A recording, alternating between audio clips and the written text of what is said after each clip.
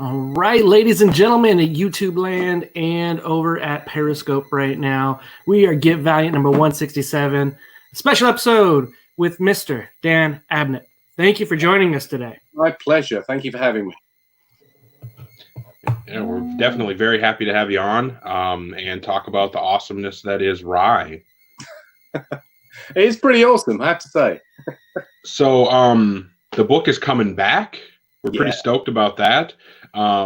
Something that I think that we really want to make sure people know is that both the trade and I believe issue 6 are available to order right now. Yeah, so, we got 5 issues out when the lockdown began, and obviously that everything was suspended at that point because we couldn't get it out to everybody. So issue 6 is out in August. So please go order it now so that you can get your copy. But we're bringing out the trade of the first 5 issues. If you haven't read it yet, that's a perfect place to jump on at the same time. So again, that's orderable too. It's interesting because it's a book that we were working quite a far in advance. Most comics run to catch up with itself on a monthly deadline, but this one we had got several issues in the drawer, so it was slightly frustrating that we were so far ahead, and then these issues had to wait. So there you go. Yeah, absolutely. And first off, I want to say thank you for joining us. I know it's a Saturday evening where you're at. Appreciate you taking the time out of your day, your life to chat with us Valiant fans. We appreciate it. I'm very happy. We've been 3 days of heat wave here in the UK, so it's been completely bewildering to us because we're not used to it. Everything is built for sad, rainy weather. So it's just now beginning to turn. I think there's an enormous storm coming. So if I suddenly black out, it's because the electrical substation has been hit, and that's it. And strange things will be happening in English villages from that point onwards. So one question that we got right away, since you are from the UK, what's your favorite football team? Now, oh God, see what a terrible place to start with. I don't dislike football, but I don't follow a particular team. I live in Maidstone in the UK, and we have a small club here that is literally over the road out that window, Maidstone Football Club. So I'm going to say Maidstone because when they play an evening game, this whole room is bathed with their floodlights coming in through the. Nice. So I have a question real quick about your work from Fallen World transitioning to Rye. Yeah. We were all really big fans of Fallen World. Thank you. Absolutely. At what point doing Fallen World did you know that you were going to be doing a Rye ongoing? It was the other way round. Lisa, the editor, had contacted me and asked if I wanted to write Rye. And I went, great! It's exactly my kind of thing because it combines the. I love working in the contained environment of a world and its continuity. So the Valiant universe, great, but also they were giving me enormous freedom because it was the future. There was loads of things to work out, loads of things to develop. So I was working on Rye, and the framework to Fallen World had been worked out, and it was yet to be written. And so I set off picking up on the sort of blueprint of what I was supposed to be coming from, and then Lisa got in touch and said, "You know what? Do you feel like writing Fallen World as well?" And basically writing the foundation from which we run this book. So I then went backwards and wrote Fallen World to link up with where I was starting with. So it was fortuitous actually. I really enjoyed it. It's great fun to do, and I got to really lay the groundwork for where I wanted to go, and I knew I was already going because I'd written the first couple of scripts. I think that's great. And have you and Lisa worked before together prior? Back in Marvel days, actually, yes, on bits and pieces. I've known her for a long time. She came to me and asked me to do it. I've worked for Valiant before, actually, a long time ago, long time ago, on Ninjak and Shadow Man and stuff like that. But this is the first of my work for them in their new iteration, and it's wonderful. I love the Valiant universe very much. It's great fun working in, say, the Marvel or DC universes, these ancient and monstrous things that are so complicated and wonderful continuity that I grew up with as a kid. I love the fact that Valiant is very different, yet is seamlessly its own thing. And you can tell very different types of stories there. And from a very British point of view, the British sort of science fiction perspective, I write for 2000 AD as well, for instance. Mm-hmm. So that to have that, it's a universe where you can tell that sort of stories, the sort of stories you couldn't sit in a kind of mainstream American superhero universe. I think it's got a different feel to it, and so it's something I enjoy very, very much. I was very grateful when she thought of me and suggested that I did the book.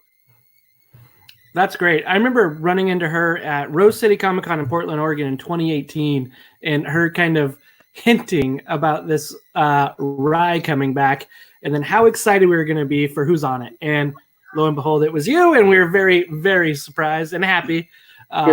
Yeah, we like Josh and Eric said, we loved Fallen World, and so we had a chat in there, and I think we may have a new viewer to Valiant, which is great. No, it's Scott Bloom. He's one of our regulars. But could you explain who Rye is for people who may be brand new to coming on to it? Yeah, absolutely. Rye is essentially a synthetic warrior. He is partly human, but he's also very, very sophisticated technology. And the stories in this series are set just after the year 4000, so a long way in the future. This is a book that's placed a long way into the Valiant universe future. And essentially, there was an enormous orbital city, metropolis called New Japan, which was run by an artificial intelligence called Father. And Father had created Rye as his son, essentially, to be the defender and protector of New Japan. And in the earlier stories that ran before, which I recommend you go and read because they're great, Rye slowly began to realize that Father was a sort of fairly tyrannical despot. He hid it well, but he was basically controlling everybody's lives. So in a very traumatic war, he sort of took Father down, but in doing so, he had to sort of disassemble New Japan and send it crashing down to the surface of Earth, which had been sort of left to its own devices for a long time. And that's where this series picks up with Rye sort of partly trying to look after the survivors of New Japan and establish them as the new population of Earth, but also trying to contend with the new Earth, which, as I say, has evolved not just naturally, but in terms of technologies and stuff like that. It's a very wild, strange place where virtually anything is possible, which is the area of creativity that I have and the artist has. But Rye's principal quest, he's sworn and determined to stop Father. And although he has done that, essentially, Father has persisted in the form of these things called the offspring, which are kind of little backups, little mini backups. If enough of them can be gathered together again, Father will come back. Part of his immortality plan. So in this series, a very, very simple concept, but Rye is questing to find the offspring. It's a proper old quest story where he gets to travel this strange world, encounter all the strange things in it, and in doing so, look for the offspring so that he can stop Father ever from coming back and threatening the population of the world. And in that quest, he's joined by Rajin, who is this apparently his younger brother. He's this little sort of young teenage boy version of Rye. The weirdness there is, of course, that Rajin is older. He's a previous prototype who was built to be a sort of crowd-friendly, family-friendly child version of Rye. So he's actually the older brother, looks like the younger brother. So you have this pairing dynamic as they go on this sort of cursed to walk the earth on an ongoing basis, and it's the things that they do and the things they encounter as they look for the other offspring. And Rye's personality is he's very driven, he's very dedicated. He knows that actually a lot of what he's done over the years has been driven by this sort of implacable machine part of him, the perfect guardian, the perfect son, the perfect protector, and ultimately the perfect champion of the human race, or the human race in New Japan. And I think he's trying to moderate that technological aspect of himself by trying to remember what parts of him are still human and what that human part means.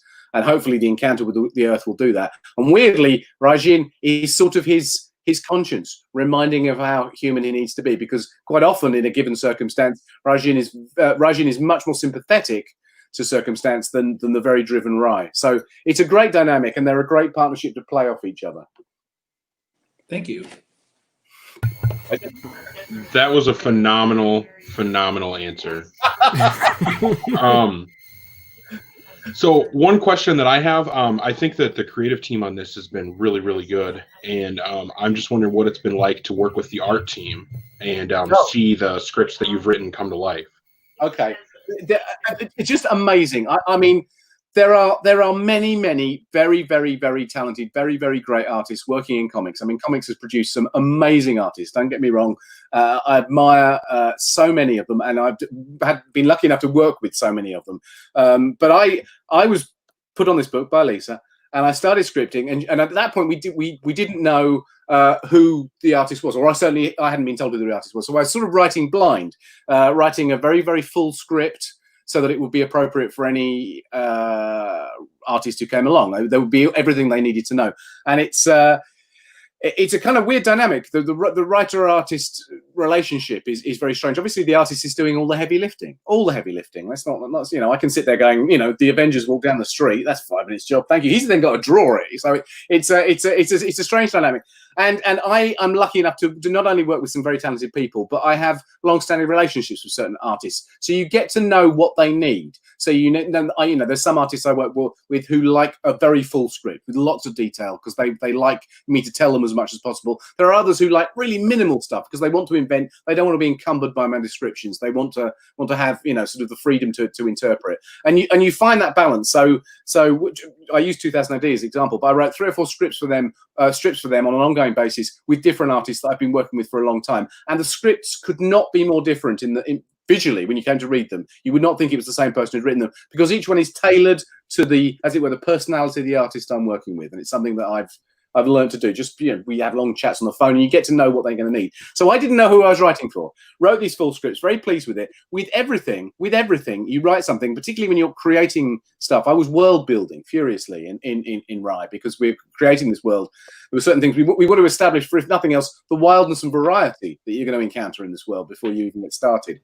And then I was told that Juan Joe was the artist, and I like his work. And then I was probably, I guess I must have been 3 scripts in, and the first pages of art started to come in from issue 1. And I don't think I have ever been as astonished as I was when I started to open those files and look at the pages. I see great art a lot, and it's always a pleasure to open that and sit down to do the lettering pass. And you know you've got to tinker with your dialogue to make it fit, but you know it's gorgeous, and it's either exactly what you wanted or exactly what you expected, or it's not what you expected, but it's great and all this kind of stuff. This stuff was phenomenal. I just the level of realism and detail and sort of atmosphere, it felt so authentic. The character acting, there are certain things that a writer can do where you write them going, this is either going to work or it's not going to work. For instance, a conversation scene between a couple of people. You know, that can be really compelling and gripping because it's character driven and you know, but if an artist, you know, sort of skimps on the background a bit or doesn't emote the acting very well, it can be like, well, that's 3 pages I'm not getting back because nobody wants to read those because they're going to be really dull. You know, similarly, so I think a lot of comic book writers, they tend to write scenes that are almost over dramatic and over explosive to make sure that they're going to be dramatic when they get on the page. So they're sort of blindly compensating in advance for the way they're going to be drawn. You want the book to look as good as possible.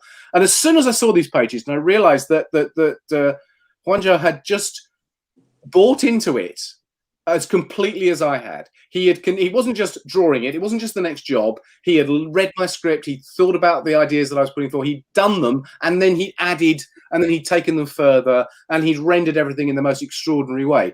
And that was astonishing. I hope the story's good. I'm very pleased with my scripts, but as far as I'm concerned, buy it for the art, for God's sake, because it just looked so good. Every issue is stunning. And one of the great things I said, it gave me the confidence to write then for him, in terms of having the confidence to write, for example, quieter scenes. I knew that if I wrote a scene where it was just 2 people having a conversation, he would just knock it out of the park. It would be so brilliant and compelling. There would be no danger that it was the dead weight 3 or 4 pages in that issue. And similarly, some of the fantastical things I could do could be slight and small. They didn't have to be huge and explosive because he would do them so well. Some of the concepts, some of the future world building concepts, the second issue where they go to this kind of self-running automated suburban house. Now that could have been, even in the hands of a very good artist, that could have been very bland and ordinary. And because of the very content, and I'm going, fingers crossed, I hope this is going to work. But he does it so beautifully. It looks exactly as it should do. And we understand that there is a sort of oddness and a threat in it right from the word go, because everything down to the door handles, down to the things in the kitchen, they're all real and solid. It feels like a film set. It feels like a moment in a program where everything's gone very quiet and you're going, what's going on? And once I've got that, there's a bit in actually it's in issue 6. I think they've previewed some of the pages, but I've got stuff which is just a woodland at night in rain. And we've got Roman legionnaires and proper sort of Roman Empire soldiers on the march. Something out of Gladiator. I won't tell you why. It's brilliant. But anyway, they're coming through the windows, and that could have been, good. But at the same time, it could have been like, oh look, it's a bit ordinary. It's like some people marching in Roman costume, and there's a rain effect. Do you know what I mean? But again, I knew when I started writing it that he would make it look like we were there in 450 BC in Britain at the end of the Roman Empire, and this was the last of the 9th Legion marching to a fortress to defend against. He would just get it, and he does it. And some of my favourite pages, they do then become explosive, but just those opening pages, there is a sort of cinematic sense. So I think his art is astonishing. I think it really supports the book, and it completely supports my imagination in terms of what I think I can get away with asking him to do. And obviously, Valiant produces brilliant books, so the lettering's great, the colouring's great, everything's come together on it to bring it together. But that moment when sorry, I'm looking over there because I've got a secondary screen here where I pull my art up when I'm scripting. So I'm scripting on my main screen, my pages of art there when I'm doing the lettering pass, and I keep looking over there because I remember these pages appearing for the first time on that screen there, and just being blown away, sitting there going, I can't. Oh really? Oh my god! And so yeah, fantastic stuff. Was there a particular page, panel, anything that in particular that stands out to you from the art that you got that was your wow moment? Or yes, I think there were. I mean, from that opening page of issue 1 onwards, which is this sort of wasteland moment where you're facing these sort of scavengers who've crowded in and that kind of stuff. So there was, and I'd written it to be impactful and to be sort of mysterious and striking and what the hell's going on. Even the dialogue is like it's sort of, it feels a little bit incongruous. So that was the first page I opened. That's the first page any reader sees. It's meant to grab the attention. I think it really, really does. But actually, as that issue progresses, that it to me personally, I mean, for goodness sake, we've got stampeding dinosaurs and guys in hot rods and explosions and all sorts of things like that. But it is the little subtle things that he does. There's in that opening scene, we don't see Rai immediately. Rai Jin is the one who is confronting these bandits, and Rai is repairing the engine of the car they're traveling in. He's got the hood up, and you don't see him. He's behind the hood, sort of making comments from behind the hood, just doing this. And when he finally appears, it's not this big hero splash moment, landing with one fist on the ground. He just sort of stands up, wiping his hands, and it was like, that's so much cooler. He's just so completely nonchalant in that moment. And then later on, they arrive at this kind of basically this diner truck stop in the middle of the desert where they go in. They're the only customers, and there's a guy behind the bar giving them drinks. And there's huge glass windows looking out into the desert. And whilst they're having a conversation with the barman, the bad guys arrive, and they sort of see them coming. And Rai goes, "Yeah, I'll deal with this." And he walks outside. And although we do see the battle, most of the scene is set inside the diner with Rashid talking to this guy, and you just see things flying past the window.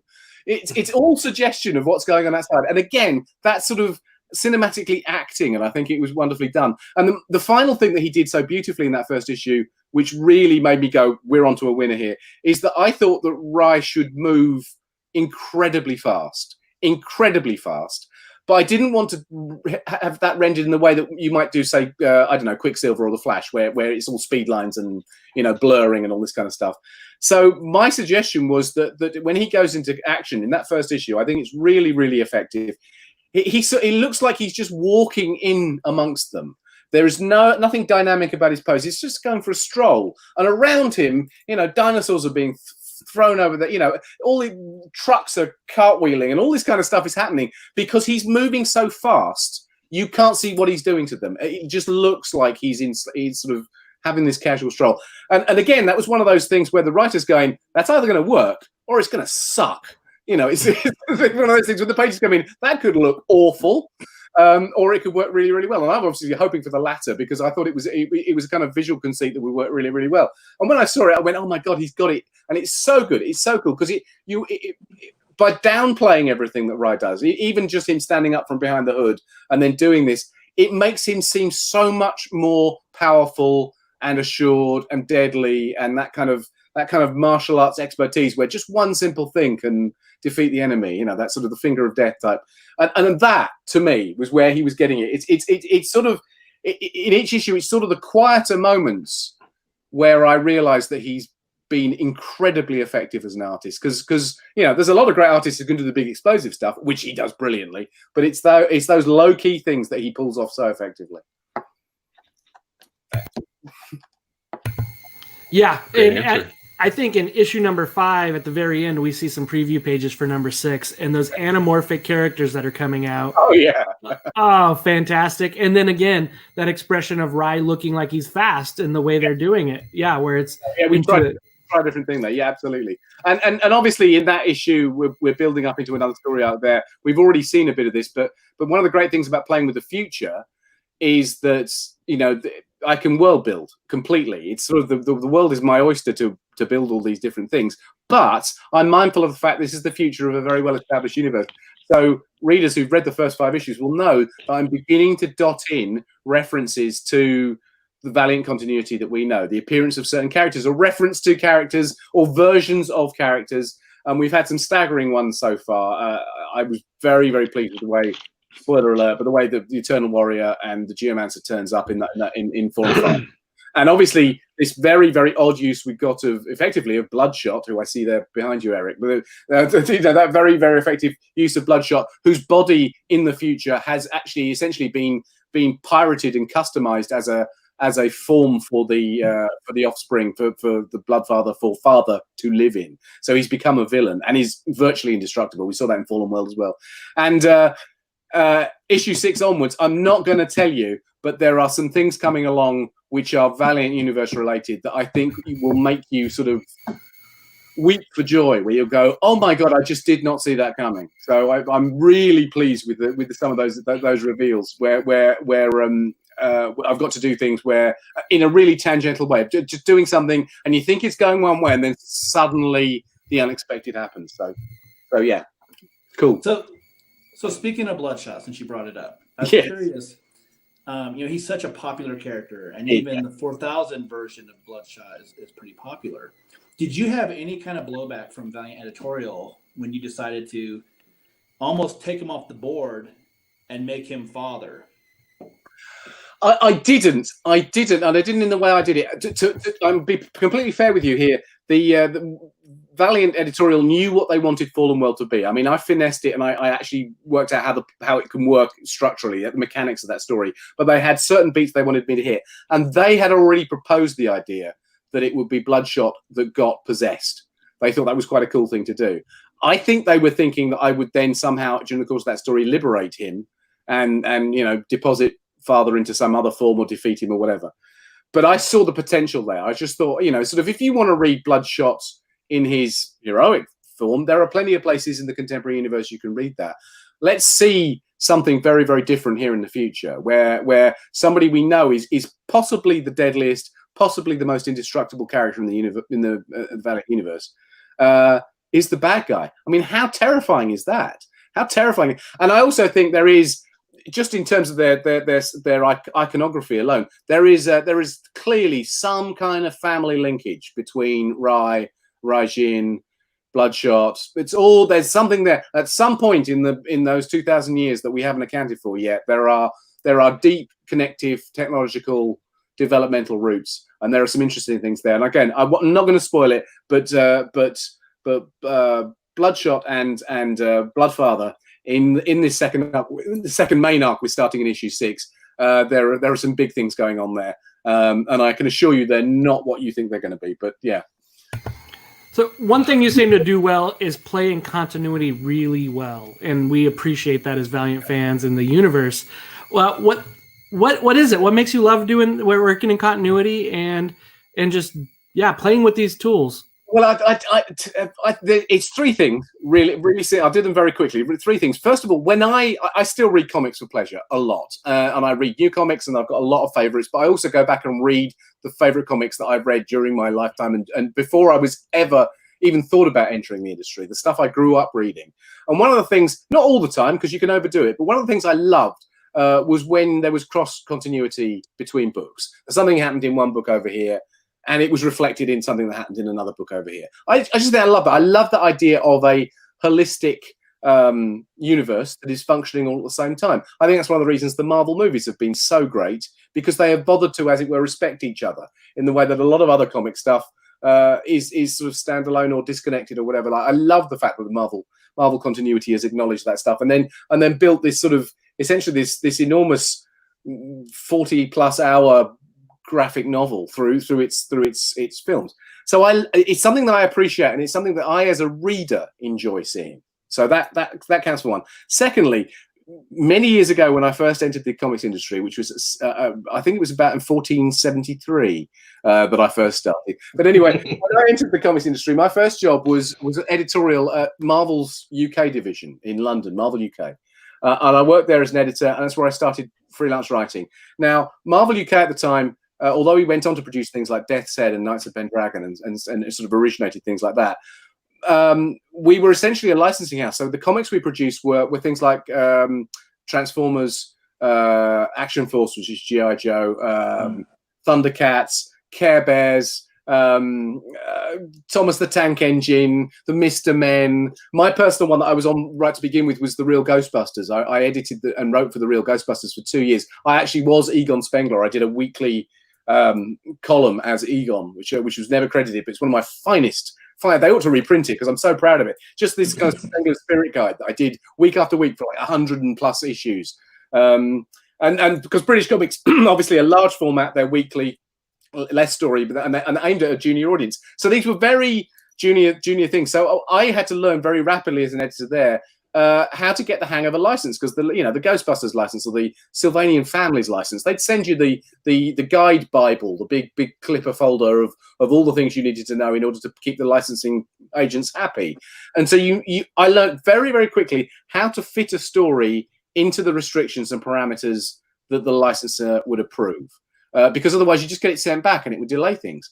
And although that sounds incredibly mechanical and sort of joyless and uncreative, there is a knack to it. And once I'd learned that knack, I'd never really forgotten it.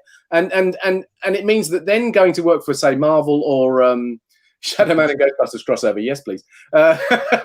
Going to work for Valiant or Marvel or DC with a big, complicated universe with lots and lots of history. Nevertheless, that sort of still acts as this gigantic style Bible.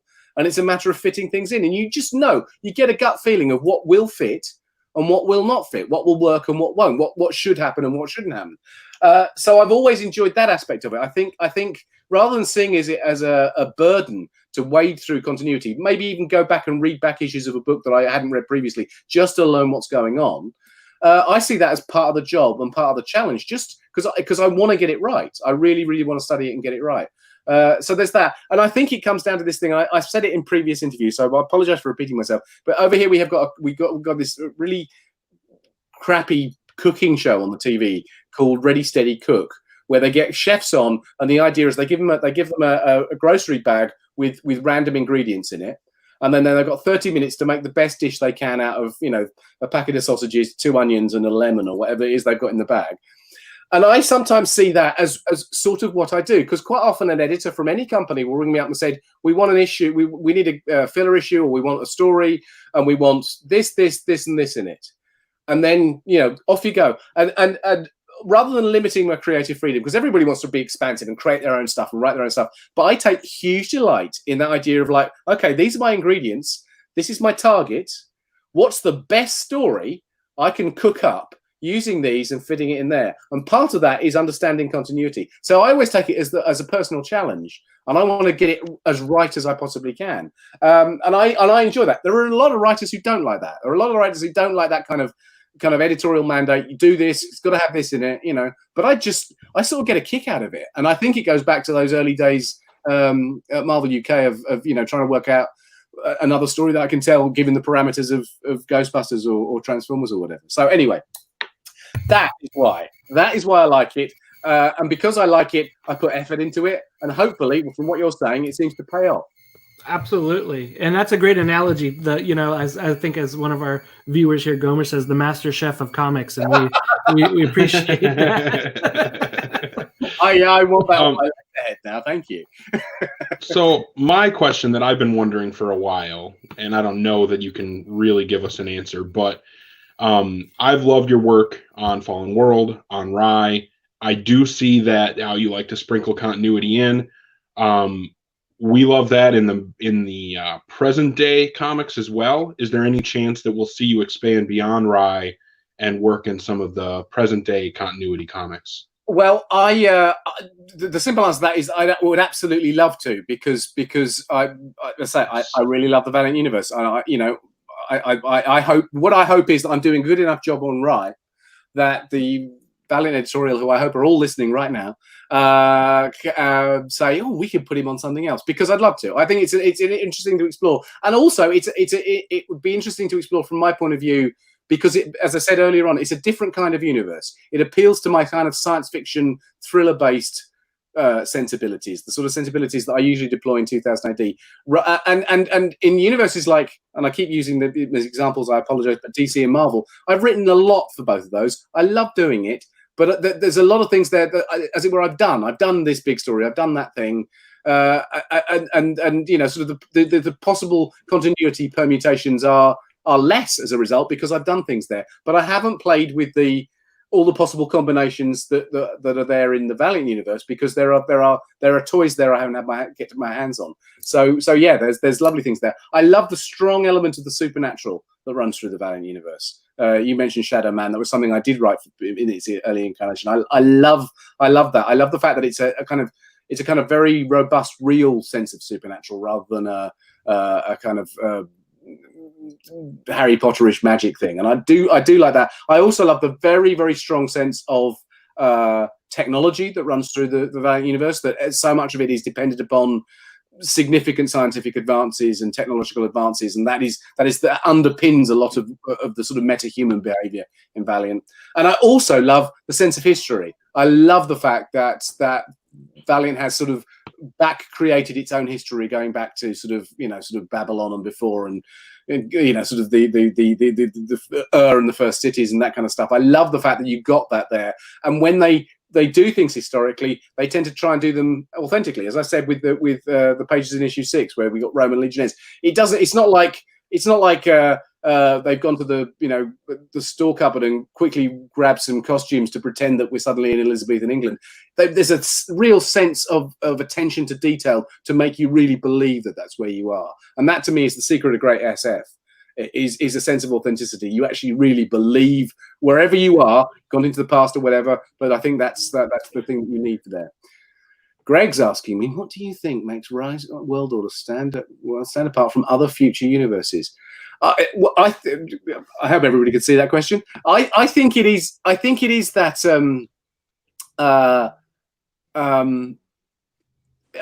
think the fact that it's not like anything else. It's not any one thing either. A lot of universes, they go in the future everything's post-apocalypse, or in the future everything's incredibly high tech and we're all members of the Federation and we all wear one piece jumpsuits or whatever it is. There is always sort of a uniformity of future. And if we know we live in a world right now that's fairly futuristic, it's fairly advanced, but we know there is no uniformity. You can travel just this one planet alone, and there is an intense and incredible variety of things, of cultures, of ideas, of tech levels. Was it William Gibson said, the future's here, it's just not evenly distributed, which I nothing, there is not a commonality across the board. And that's, to me, what the Valiant future has got, that you've got examples of incredible, such high tech that it appears to be almost magical, but it's coexisting alongside incredibly primitive or some sort of post-apocalypse elements, or rampant technology that's got out of control and mankind doesn't control it anymore. You've got sort of post-human creatures like Rye sort of operating independently. You've got just about anything you want. That world, to me, is a very realistic portrayal of what a future Earth is. A planet's a big place. Let's have all those different things happening, and then there be no sort of consensus of what is normal and what is right. And that means that we can have a story where we encounter sort of sword and sorcery brutality, and another story where we encounter very, very high tech stuff. I think that's an interesting thing to play with, and it's got a lived in feel, a lived in quality that you actually believe that people. It's not just been hastily assembled for the purpose of the story. It's been there a while, and people have used it. That's that kind of authenticity. I remember being struck by when I first saw the first Star Wars films. There was a sense that things were slightly worn and rusted, and science fiction had never looked like that before. And that's a great thing. Again, it adds to the authenticity. Yep. Man. So one question that we got in the live chat was, there's another character in the future universe, Valiant, War Mother. Is there a chance that we'll get to see her pop up in the Rye comic? I think there's a very good chance, actually, yeah, because I used her in Fallen World. She's an interesting character there, and it's part of the kind of complex culture of the world, that there are different factions and the different people fighting for different things, and some of them aren't necessarily fighting for the things you expect them to be fighting for. So she played a role there, and because of the importance of certain things, the health of the planet, the geomancer, and that kind of stuff, I think there's a very good chance that she will crop up again soon. There are other characters I need to play with immediately, but she's not far away from my thoughts. I love the I love the fact that there is a sort of an ecological consciousness, literally, going on in the Valiant universe, and that's something we can play with. And it's not sort of a happy, friendly, green ecological consciousness. It's sort of quite savage and quite brutal. And I like the idea that there are factions. I also would say at this point, for people listening to this who haven't read the book or maybe aren't particularly familiar with Valiant stuff, it sounds really complicated. The way I'm describing it sounds completely very, very complicated. All these different factions, all these things going on. But I think it's incredibly accessible. I think you can read, for instance, any issue of Riot or any issue of Valiant and kind of understand enough about what's going on to really enjoy the story and to make you want to read more, so that you can fill in those details. I think it's beautifully segmented because it's not all one holistic thing where you've got to understand everything to make sense of it. So themes like the Geomancer and the War Mother and the faction that she represents the green and that kind of stuff, I think they are really interesting things to unpack as a reader. And you don't need to have it all told to you up front. You get into that story and discover who that person is. So I wanted to make sure that we weren't putting anybody off going, it sounds too complicated. It's not. It's a guy with a sword and his little mate, and they kill things. Yeah, absolutely. It is definitely a great, even if somebody's brand new to Valiant, to jumping on and get introduced to some of these characters in continuity. It's done in a very purposeful way. You could see that it's done in that manner. One of the tropes in the first arc of Rye is the robot trying to be human. Yeah. And so that one's done a lot. So what was your thought moving into that, of knowing that robot trying to be human trope has happened, and how playing with that? Yeah, I was aware that it's almost like, you're going to write a robot character. What can you do? I'll have him, agonize about the fact, is he human or not? But the interesting thing with Ray is, of course, he is human. There's no question about it. He has enough human in him that he absolutely qualifies as such. And in fact, part of his problem really is that he's not completely one thing or the other. He is both human and he's synthetic. So in this future world, we have human race. Some of them are sort of biologically modified and everything like that, but they're still humans. But you've also got the synthetic population, who are virtually indistinguishable from real humans, except they've been artificially produced. And he has obviously a very strong tie and responsibility to both of them. And he's aware that there is weird prejudice between those two sides. And that's always sort of simmering on the edge there. So in some respects, he's a character who can bridge those two. If he can successfully bridge those two things and be part of both of those worlds, that's really good. The worst thing that can happen is he's torn apart by those two worlds. And I think there are things, and again, I don't want to spoil it because there will be people who haven't read it yet. But by the time we get to the end of issue 5, which is the last story and last part of the trade, he makes a statement there that I think surprised an awful lot of people. That his outlook is you go along assuming his outlook is going to be one thing, and you get there and you go, oh, I wasn't really expecting you to fall that way with it. So I think that's interesting. I never wanted people to forget that he had been essentially programmed and trained to be ruthless and analytical and to try and solve things with one simple blow. You know, he's capable of great subtlety, but he's not a subtle, nuanced person. You know, if there's a danger, he will take it down in the quickest and simplest way possible. So he's presented with a problem, and he's kind of doing the same thing. He's got that sort of hunter-killer mentality of going, here's a problem, I will solve it, it's solved. You know, and some things are too subtle for that. And I think that's one of the things that we're going to see him playing with a lot more, where he starts to, some of the kind of rational, almost cold-blooded decisions that he's making because of, you know, a bigger truth, or, you know, the bigger picture. And they are actually, there is a smaller picture too that he should be more aware of. The smaller picture tends to be human. And the smaller picture also tends to be the one voiced by Rajin going, well, it's all very well that we're going to save the world, but you just let someone die. And Rai's going, well, yeah, but there's always, in wars there are casualties, so that, you know, that was necessary. And Rajin going, but was it? And did it have to be that? And could you not have done something about that before you went and saved the world, and that kind of stuff? So I think that's, so his learning process is not the usual sort of touchy-feely, I'm a robot, but I'm getting in touch with my inner emotional core, and you know, that sort of, my cold logic is slowly breaking down as I realize sensibilities and the wonder of a butterfly and all that kind of crap. It's much more about trying to balance this kind of instinct to be mechanically, clinically effective very rapidly on something, with the fact that actually sometimes there's a lot to be said for the way that a human might hesitate and think about it twice, and really maybe not be able to make up their mind, because that grey thinking is actually a really important part of the way life operates. We saw it a bit in Fallen World. We've seen it a lot in the first 5 issues in a quite a shocking way, and that's something we're going to play with a little bit more. So it goes back to what I said about the idea that he's part of 2 communities. He's literally he's these 2 things in one, and they kind of don't play well together. Hey, so a little bit of an offbeat question, but okay. Of all the things you've written, would you say like a Rye theme song is maybe like the most different thing you've been asked to write? Yes, it is. Yes, I trust you've all heard that. That was a really odd thing. It was Lisa, the editor, sent me this link and said there is this band. They're great. They do they write music inspired by the Valiant universe, and they want to write a Rye song.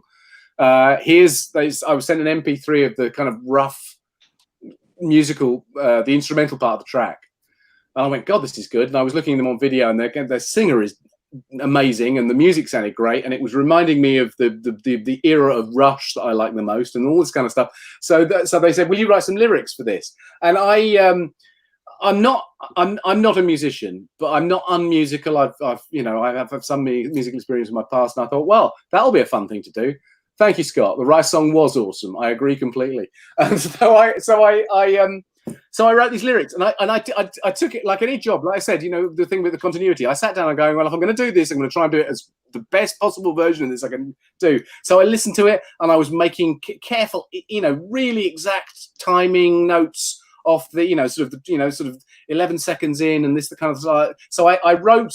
Basically, I covered every square inch of the music they sent me with lyrics. Every square inch. It's like, you know, writer much. You know, it's like it was. I then got into a lovely email conversation with the band itself, and we went back and forth. And I said, I've written some lyrics. Here they are, with notes about how it fits and the structure. And they very politely went, "Oh, that's great. Thanks a lot. Lot of lyrics. Probably won't use them all because, you know, a lot of lyrics." And I went, "No, that's fine. You know, you use what you want. That's fine." And they went away, and then, but a couple of days later, they went to the studio to actually try it. The singer, like I said, she's fantastic. To actually try singing some of the bits of things I'd written to the music they were producing, and clearly, I mean, they did cut me down, thank God, because it was too much. But as she started singing it, it was like it began.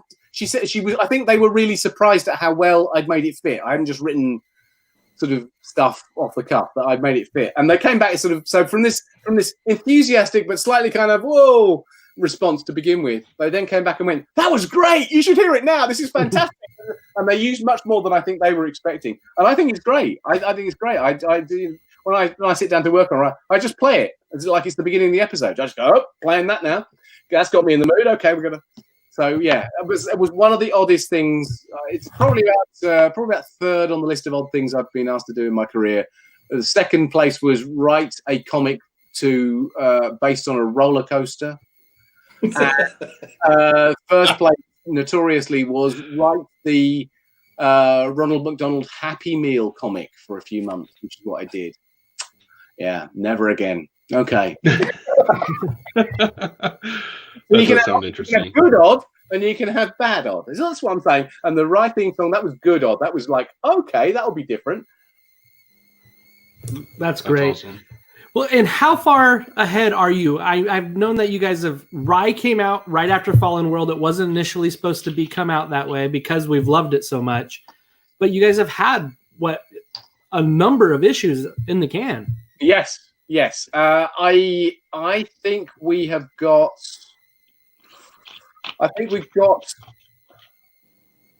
4 or 5 more in the can already. That's awesome. Wow. Yeah.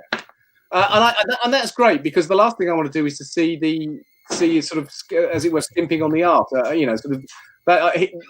He's an incredibly fast and effective artist, to be honest. But at the same time, that detail that takes time.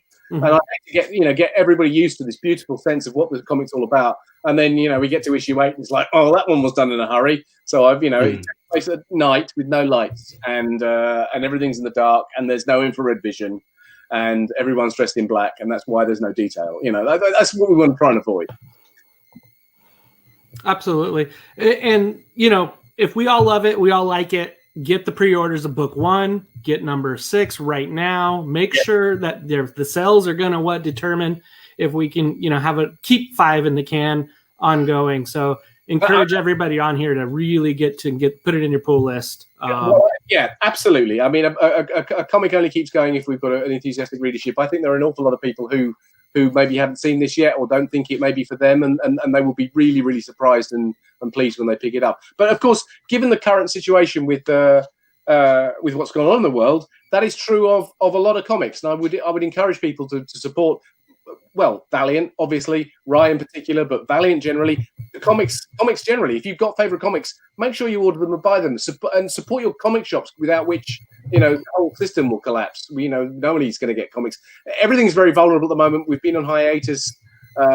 Comic shops are generally independent, and they would struggle for a lack of sales. So just to keep what we've got going, which we all love it so much. I think making that extra effort to advance order and think about what you want to look at, and maybe try new things. This is an ideal time to do it, because it's sort of a restart for everybody, and it's a chance to sort of get everything back into a very healthy shape.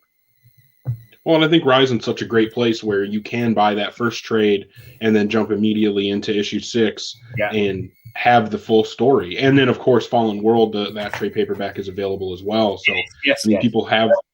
Well sold. Yes, thank you. Yes, I've forgotten that. Yes, of course you can. You can read back that. You can get the whole sequence there. So that's This is a great time to jump on.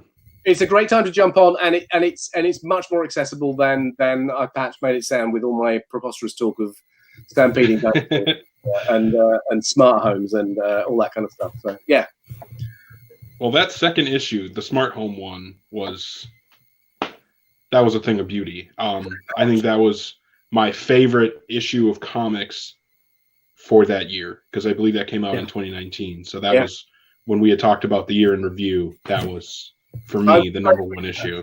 That was actually Lisa's suggestion, was that we tried to do the first maybe 2 or 3 issues, sort of, obviously an ongoing meta story of his quest, but sort of as like standalone encounters, just so that we got some different snapshots of this world is like this, it can be like this, it can be like this, before we then did a 2-part story that sort of took it further. And of course the strands all flow through that, and there is connectivity, but it was almost like a new TV show. And the first few episodes Star Trek in its classic days, where each episode will be a different thing using the same characters, and you'd become aware of the range of possibility. And that was I think that was a lovely way to start, and a great note from her, great editorial lead from her to do that. That's beautiful. It worked out. Yeah, I think it worked out really well. Yeah. Thank you. And one thing that we love about Valiant, that we've always loved, is accessibility, and appreciating you for coming on this show today. That is one thing that we love. We got Greg in the chat, who's part of Valiant. We've always loved that. So we know that it's a little later there at your time. So just put it out there to you if there's anything you want to let the fans know that you have on, that you want to anybody right now. I am a ridiculously prolific writer, and therefore there's loads of things going on. And some of my one thing that's carried on right the way through the lockdown has been 2000 AD, Britain's weekly comic, which I write several stories for. And I believe, although it's not as widely available in America as it is obviously over here, it's a newsstand comic over here. They are now doing a sort of American format package, beautiful edition of kind of the best of, which will be coming out quite soon. And I actually have a strip in that. Alongside the such luminaries as Alan Moore and other people like that they've cherry picked the best stories over the years. There's a strip I write for that called Brink, which is a kind of police procedural essentially set on a space station. The way the elevator pitch for that is Outland meets True Detective. So it's kind of very claustrophobic. It's very, very slow paced. It's very low key. It's mostly conversational. But when something happens, boy, does it happen! And it's got a slight hint of horror going on in it. And with the artist Ian Culbard and I have been doing that for several years now, 2000 AD, and it's rapidly become one of the most popular strips in 2000 AD. And we're really pleased with it. And it's pretty different. So there are things like that I do. And of course, when I'm not sitting here as a comic writer, I am also a novelist, and I write novels until they're coming out of my ears, and particularly for the Warhammer 40,000 universe, which is something I've been doing for about 25 years. I've written a metric crap ton of novels for them. I can't remember. I've lost. I think it's 54 novels. I can't remember exactly, but actually slightly delayed by lockdown. But a book called Saturnine will be released in hardback next month, and it is part of the Horus Heresy series. But it's actually more particularly, it's part of the Siege of Terror, which is the last 8 books of this enormous series that's been running for 10 years. I wrote the very, very first one, and this is one of my contributions to the end of the saga. It's the longest and most complicated novel I've ever written, 140,000 words. It is wall-to-wall Space Marines, shooty death kill in space. I'm immensely proud. It's something I did last year. Immensely proud of it. So one of the weird things about lockdown for me is that it was like what I do normally, but more intensely. They sit at my desk and write things and enjoy writing them, and it's nice to see these things coming out there. So yeah, I'm come July and August, the return of Rye, and then some of the things that I've worked on for other people over the last few years coming out there, last few months coming out and being available to the public is a particular delight. Amazing. Awesome. Yeah. And where's a good place for somebody to get a hold of your work, or also see more about you and your upcoming stuff? There are, well, yes, a number of different places. I mean, I go to or contact your local comic shop in terms of ordering stuff. Order Rye. I write Justice League Odyssey for DC. I'm doing other bits and pieces. I'm doing with great delight writing Deja Thoris, which is Edgar Rice Burroughs' Dynamite, which is something I read as a kid, and it's like, that's a brilliant thing to do. So that, just go in and say, what's Dan writing, and you'll find that, and you'll be able to order it and put it in a pull list. If it's books, go to the Black Library, which is Games Workshop's site itself, where they can do pre-orders. But you can also get them through the regular book trade. They're up on Amazon. They'll be in Barnes and Noble. They are beautiful prestige editions. And some of the other things you can find, obviously. I do a weird amount of games work. So there's a game coming out that will launch next month called Crater. That's Crayta, where I've written a comic that will be available online to support that. So there's all sorts of weird things like that. But in terms of actually reaching out to me, I'm not a massive user of social media, I'm sorry to say, which is why it's a delight to come onto something like this and actually talk to people, and for people to realise that I'm not some kind of ghostwriter that doesn't really exist in real life. But I weirdly I was on Twitter for a long. In fact, I'm still on Twitter, but I don't use Twitter very much because I think I find it quite a hostile environment just to be in there. But I'm on Instagram. I'm Dabnett on Instagram, and you can find me there. And I promise I'll start posting more things. But I'm also weirdly very fond of Facebook, bizarrely. And for years, I've had a Facebook page which rapidly reached its limit of friends. So instead of doing the kind of very arrogant thing of going, I'm just going to have a fan page, I opened a second Facebook page so that I could maintain a personal connection to people and actually have conversations with them. So I am Dan Abnett on Facebook, but I'm also Daniel Abnett on Facebook, and basically I post the same things there. But I now have 10,000 or so people there. But you can message me directly on that, and you can message even if you're not my friend, you can message me via that. But it's now reached the point where my second Facebook page after this is beginning to fill up. So I think the time has come, and in the next couple of months, I am going to convert. Thank you, Christopher Amundsen. That's lovely. In the next couple of months, I'm going to convert one of my Facebook pages into a public figure page, which can have unlimited membership, and I will basically point everybody in that direction, and try and do sort of mini events and chats and ask me anything and stuff like that via that, because it seems to be an environment that works well for me. People can send me direct messages privately. They can send me direct messages, ask me a specific question. I always try and answer and help them out and do things like that.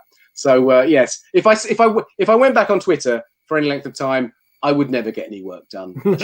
And I'd be too busy arguing with everybody. So I think those are the safest ways to do it. And if in the course of everything more things happen, maybe I go back to having a website like I once had, I will disseminate that information so that you can put it out there and come and find me. But yeah, Facebook weirdly, Facebook for all its fact that it's sort of old-fashioned is probably the best place to connect with me and find out things.